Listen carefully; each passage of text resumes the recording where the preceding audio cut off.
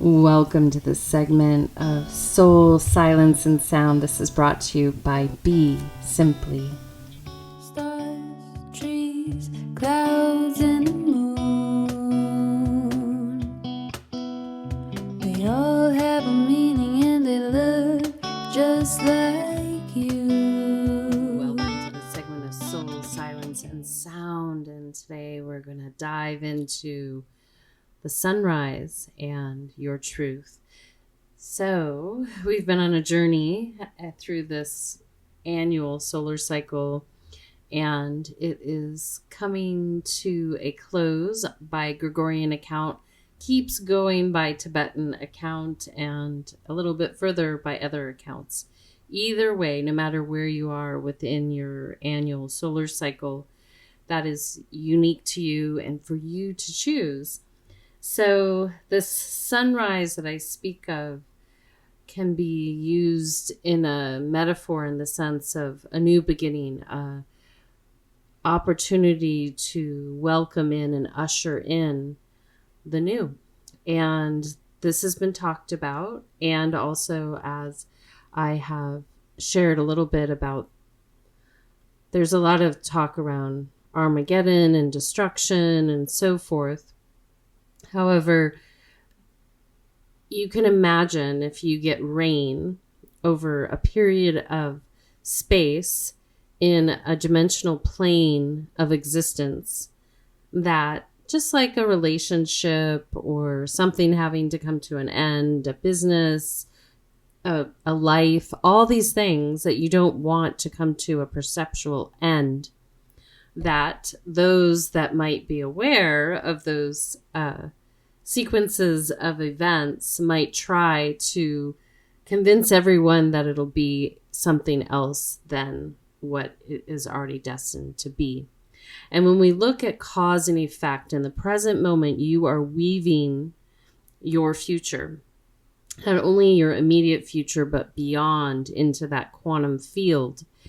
And I want to remind everyone that you can't pick and choose pieces of history, of text, all those things without impacting what was once thought to be known. So if you remove a theory or a law in scientific sense, it is going to impact everything that was connected to it. Similarly, if you remove a piece of theological text, it's going to impact everything that was connected to it. So there's a lot of people doing rewrites, which is fine. The universe sometimes does that. However, encourage you all potentially to let go of the history that you think you know. And there might be certain wisdoms and moments that feel true into your heart. But once again, similar to relationships, all these different things that maybe you've birthed and then they change and metamorphose over the trajectory of their destined length of experience, it will look very different. And a perfect example is a relationship you have with a friend or romantic partner. In the beginning, you're in eros, you're in love. There's so much energy going and flowing. And then over the course of that relationship, it can keep building and keep extending, or it might come to its natural closure only to open up new opportunities and paths in front of you.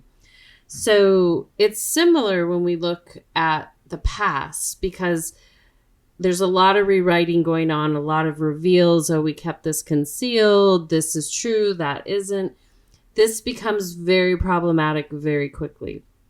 So I encourage you, if you or any of you that are listening have been rewriting history based on what feels good to you in this moment, maybe consider putting that down for a moment and really getting clear and true with you. Because on this journey, this beautiful, magical journey, is you and only you. That's the one constant, aside from change, that you can count on, is that you walk this path, and those that are destined to co-create, weave, relate, will come in and out of your field of energy. However, if you are not really clear on your gifts, that your heart center, your virtues, your moral compass, all these things, if you're not clear on that, it's easy to get manipulated and pushed this way, that way, in all different directions. That's why in this world we have what's known as marketing and advertising and predictive programming, all these things to co-opt your precious intelligence and wisdom and redirect your vision to a location that maybe people, places, and things that don't have your best interest in mind want to redirect your attention. Again, your precious energy. So the reason I bring this up, and it's really important, is that when you get certain with self, then you will have a better understanding of what's true for you and a more willingness to explore and examine and notice where you meet friction, and also where you meet your own potential fears and other people's fears.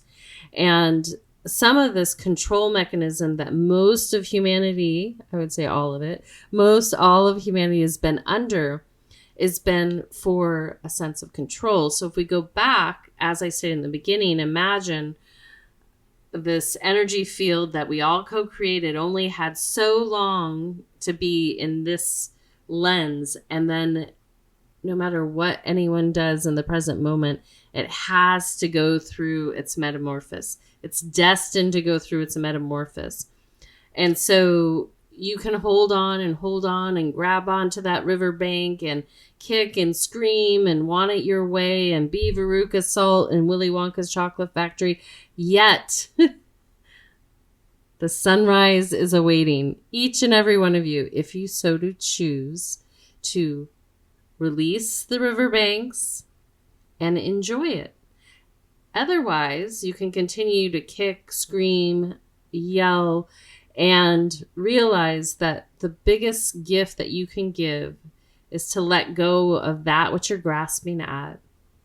Create a pause for yourself and others and get true with yourself. And so I can hear the echoes already.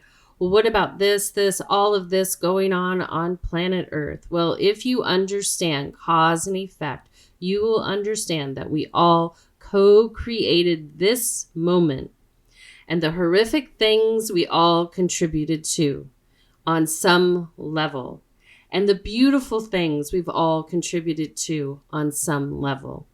So when you come true with yourself, then you can, with self-awareness, make better choices in the present moment so that you can weave a future that is in alignment with your highest expression. And this isn't a trend. This isn't co-opting ancient teachings. This isn't doing one medicine ceremony and dubbing yourself as a shaman. This is getting true. Like, it's so humbling to get true with where you are in an infinite process.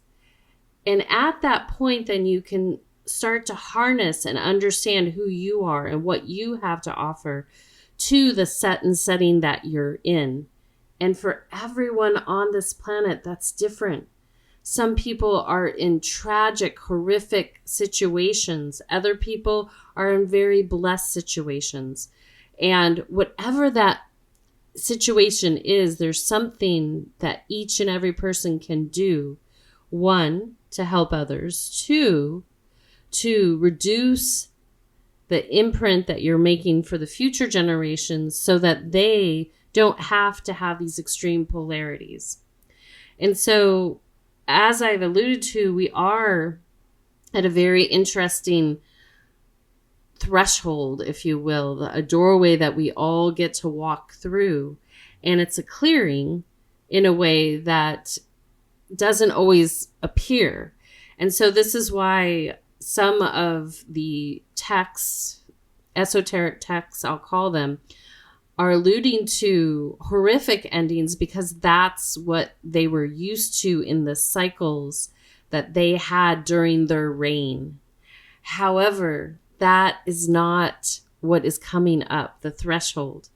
And once we cross that threshold, bit by bit, each subconscious mind will start to become aware of what is unfolding. And those that want to continue to cling and hold on want to be careful. It'd be kind of like, let's walk through this doorway, and those that want to grab onto the jamb of the door or the arch and are refusing to go in through that threshold because they're so certain that they need to hold on to what they thought they knew. And there's a saying in the Zen practice is that really, if you can approach every moment with a fresh pair of eyes, meaning that in the Tao, that in every moment it's anew, it's that sunrise. And if you're willing to practice that, it does two things. It reduces your cause and effect imprint drastically because you realize with self-awareness where you misstepped, where you misspoke, where you misthought. And then in the next moment, you also realize you can let that be and do better. And you keep improving upon it because you're committed to self-awareness. You're committed to being conscious, not only for yourself, but with all your brothers and sisters. And so in a long era of eye for an eye and tug of war and this person's bad, this person's good, this religion's bad, this religion's good, this is evil, this is divine. Through a long era of pointing fingers and attempting to be righteous and right, that is coming to an end. Because as each one of you that decides to really say, whoa, what do I want to be creating? I know what didn't work. What do I want to be creating moving forward? And if you understand just a little bit of just the idea of science, meaning energetic fields, and you have a little bit understanding of cause and effect, meaning maybe one of those times you misspoke and it got misinterpreted and you made someone mad because your words weren't clear, they weren't thoughtful, they weren't concise, they were reactive. That's immediate cause and effect. And then if you have complete blinders on and you keep doing that, maybe that's you or someone else you know, they keep doing it, not because they want to, but because they haven't cultivated awareness and understanding that they're playing in a cosmic sandbox with everyone. And then once that person takes that responsibility, the world starts to shift. And then this aspect of truth and integrity are so important because people decided in the past, because there was a lot of manipulation and a lot of Oz's behind a veil, that they would self-sacrifice certain things so they could feed their children, so they could get ahead, so they didn't have to worry about anything, even in their death. And so this gets really interesting when you start to sit with it, when you start to sit with what is true and plumb to me that I can access on a daily basis, and I can actually, in the physical form, practice it on a daily basis. So that might be kindness, that might be compassion, that might be coupled with self-awareness and observation and really taking responsibility for everything that you do. And then coupled with that, feeling into what you are exchanging with, and is it aligned with your values? And it's not to divide and, like I said, say this is bad, this is good, that's evil, but to see where the alignments are. And the more adept that you become at being self-aware and compassionate and kind, the easier it will be to navigate the people, places, and things that come into your life. And then you can decide. You don't have to cut cords. You don't have to close doors, so to speak. You can just decide, like, hey, I need space from that. And you give it space. You ask it to them, whoever, to step back.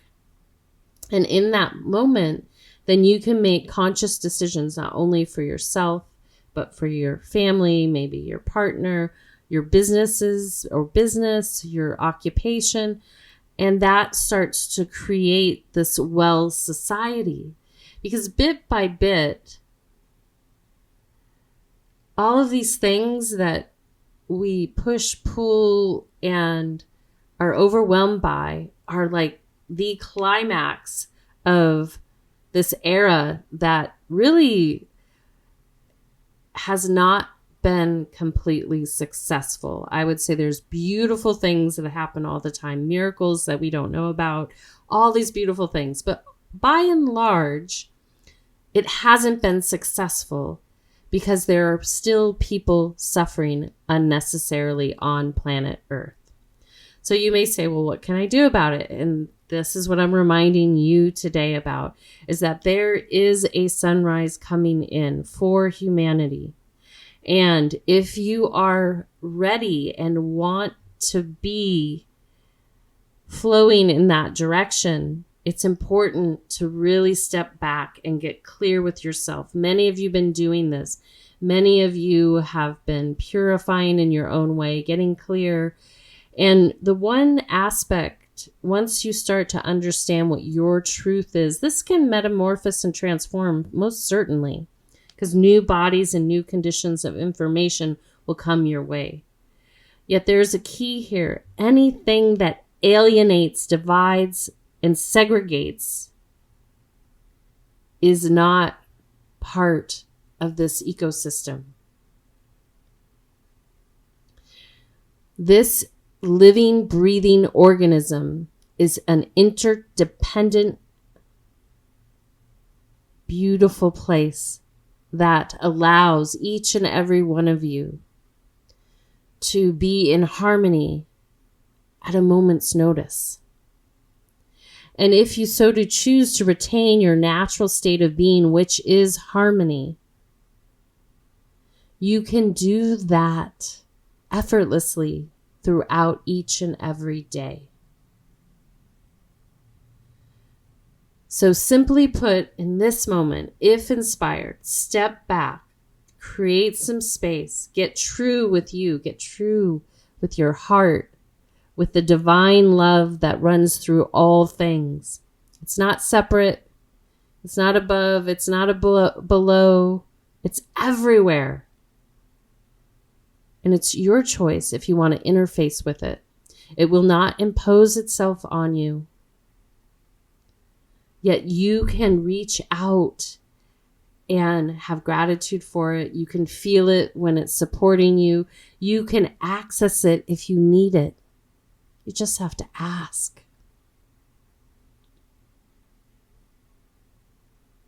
And so as we go into this meditation, I welcome you just to wipe everything away that you think you know. Clear out your mind. Clear out everything. And just be in this iridescent, energetic field that has an interface with you, whether you know it or not. And I welcome you just to drop in there and see what naturally arrives. And if you're willing to clean off that threshold and look through that door and take in that sunrise. With that being said, I welcome you to come up into an upright seated position. Taking a deep breath in. And then exhale out.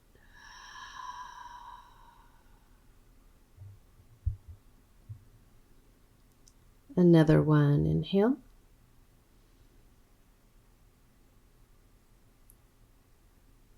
And exhale.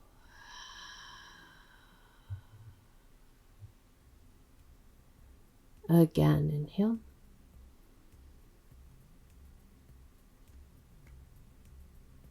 And exhale.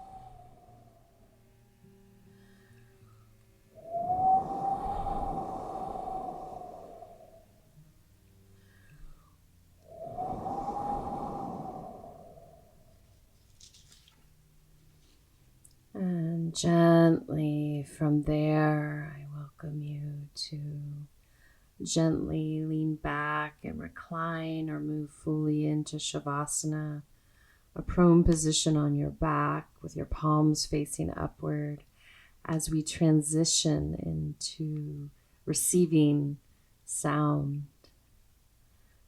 As you settle in, just take a nice gentle breath into the heart and out. Again, inhale.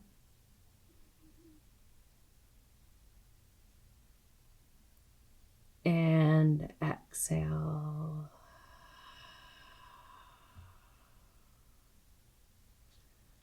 And one more inhale. And exhale. And then continue to follow your natural breathing pattern.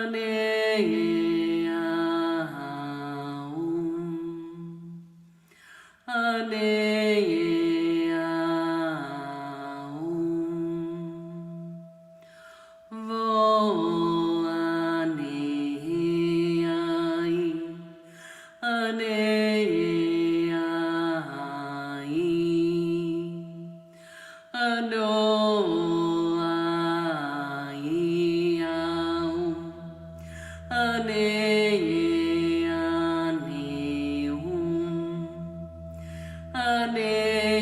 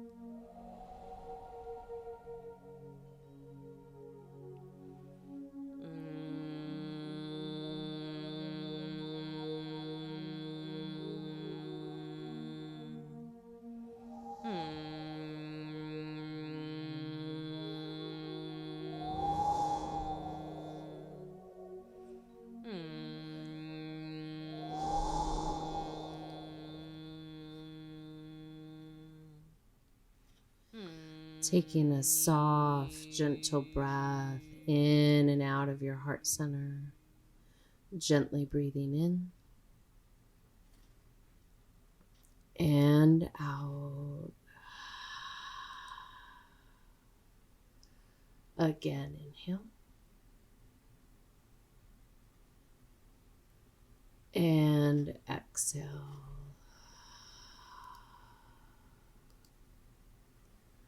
Good. Another one.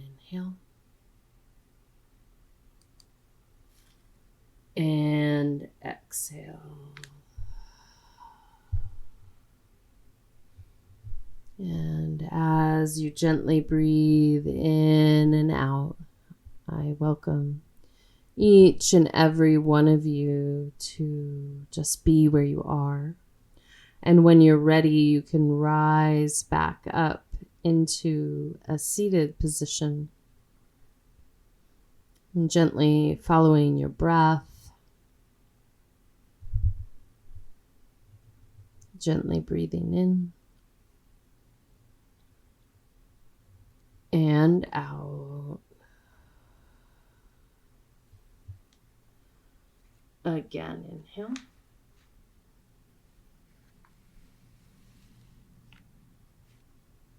And exhale.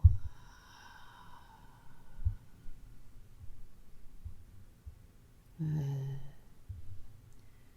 so I welcome you just to feel where your center is, where you can be true to yourself, and where it feels natural to be. You can imagine just being a redwood in the forest, that redwood in the forest, that's a natural state of being. And bit by bit, if you're inspired, especially as we lead into this next lunar cycle, really to feel into what is true to you. And notice where you acquiesce because you feel like you should, would, could, but you really don't want to. And when you get honest with yourself, that is the key component that's needed as we welcome in this sunrise.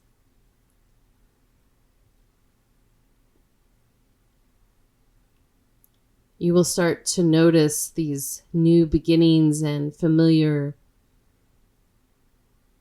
energies in nature or in and around where you live.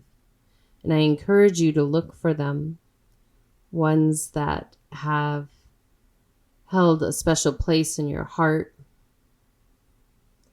And then I encourage you to feel into the equanimity, that love that is available for all.